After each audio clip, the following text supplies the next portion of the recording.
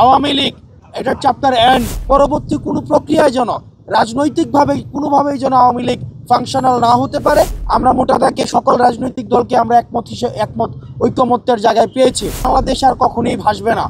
আওয়ামী লীগ এটার chapter and অর্থাৎ 5ই August ছাত্র নাগরিক সিদ্ধান্ত দিয়েছে যে আওয়ামী লীগ বাংলাদেশ পরবর্তী বাংলাদেশ একটি অপ্রাসঙ্গিক।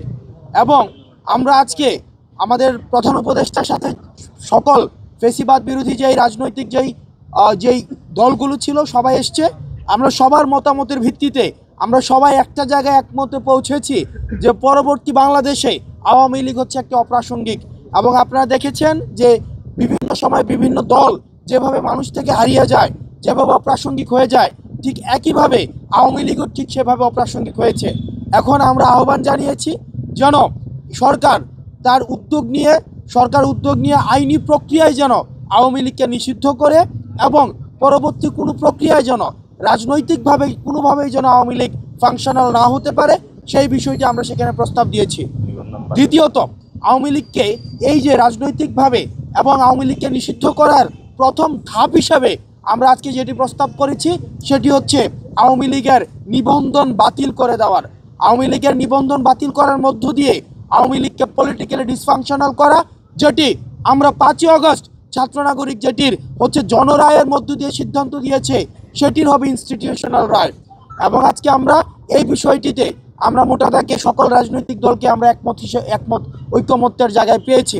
এবং আমরা আশাবাদী যে রাজনৈতিক যেই শুদ্ধাচার বা সদাচারের যে সংস্কৃতিটি শুরু হয়েছে আমাদের 24 পরবর্তী বাংলাদেশে সেটি অব্যাহত থাকবে। আমরা এটি বারবার করে বলছি, আমাদের ফেসিবাদ বিরোধী ক্রিয়াশীল যে রাজনৈতিক দলগুলো রয়েছে আমাদের নিজেদের মধ্যে পলিসি নিয়ে আমাদের ডিসকাশন থাকতে পারে, আর্গুমেন্ট থাকতে পারে, আমাদের ডিবেট থাকতে পারে, সেগুলোর সমাধান রাজপথে হবে, সেগুলোর সমাধান সংসদে হবে। কিন্তু আওয়ামী লীগ যে ধরনের ফেসিবাদী যেই ধরনের রাষ্ট্র কাঠামো তৈরি করেছে, যেই ধরনের রাজনৈতিক দলগুলোর মধ্যে যে ধরনের অপশাসনের যেই চর্চা অব্যাহত রেখেছিল সেটিকে আমরা আর বাংলাদেশে ফেরত আনতে চাইনি। আজকে আমরা দেখেছি যে যতগুলো রাজনৈতিক দল আজকে সংলাপে অংশগ্রহণ করেছে, ঐকমত্য কমিশনে অংশগ্রহণ করেছে, আমরা সবার মধ্যে একটা ইতিবাচক ভাবনা আমরা দেখেছি। রাজনৈতিক দলগুলোর কাছে আমাদের আহ্বান থাকবে, আমরা সেখানেও এটি বলেছি, তারা যেন উদ্যোগ নিয়ে এই চর্চাটি, এই সংস্কৃতির যেন অব্যাহত রাখে।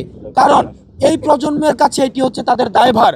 কারণ রাজনৈতিক দলগুলো যদি তাদের এই নতুন প্রজন্মের কাছে এই কমিটমেন্টে ব্যর্থ হয় তাহলে আমাদের পরবর্তী রাজনৈতিক যে ভবিষ্যৎ সেটি অন্ধকারে যাবে।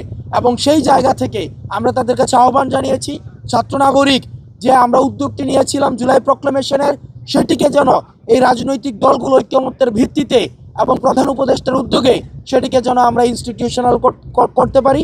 এবং আমাদের কাছে আজকে মনে হয়েছে সেটির একটি এক্সটেন্ডেড ভার্সন, সেটি যে জুলাই চার্টার।